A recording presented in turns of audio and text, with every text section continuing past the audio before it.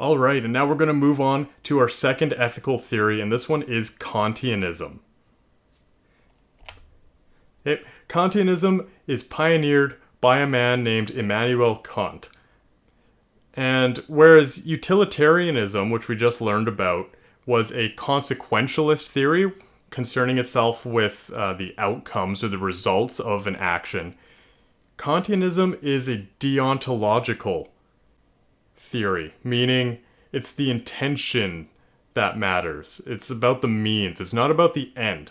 If you do something shady in the middle of your, in your action, even if there's a good outcome, Kantianism will still say what you did was unethical, right? So intention and autonomy are what matter.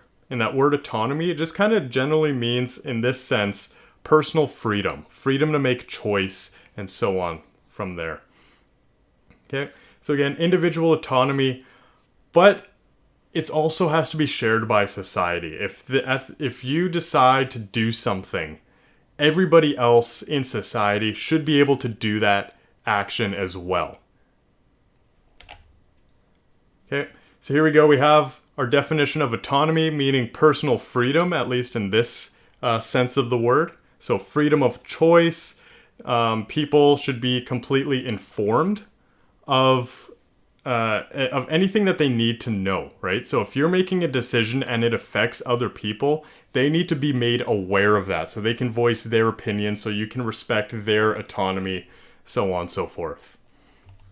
Okay, so this is more on the individualism side of things, but we still have to take into consideration other people that are affected by our decisions.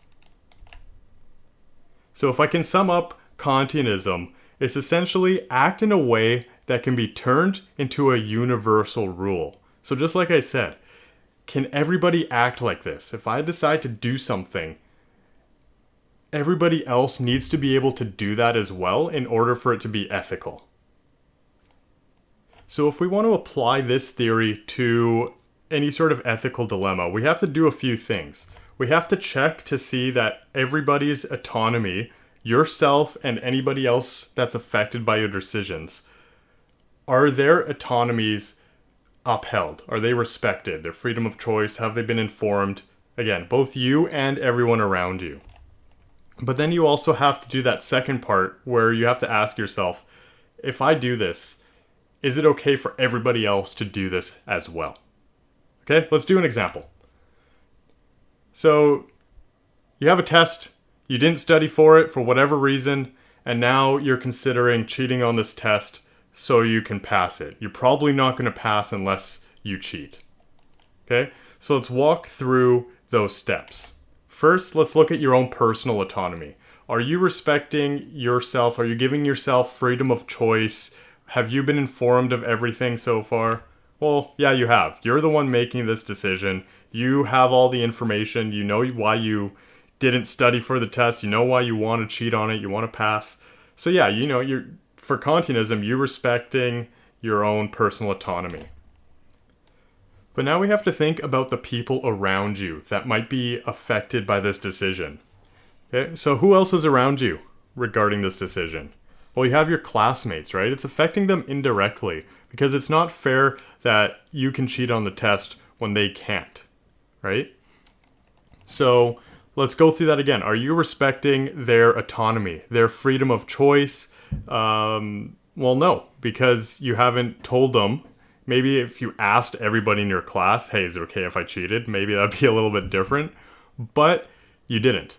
You're keeping it to yourself. You're not informing them. They don't have all the information. So no, you're not respecting their autonomy here. And then there's also the teacher's autonomy.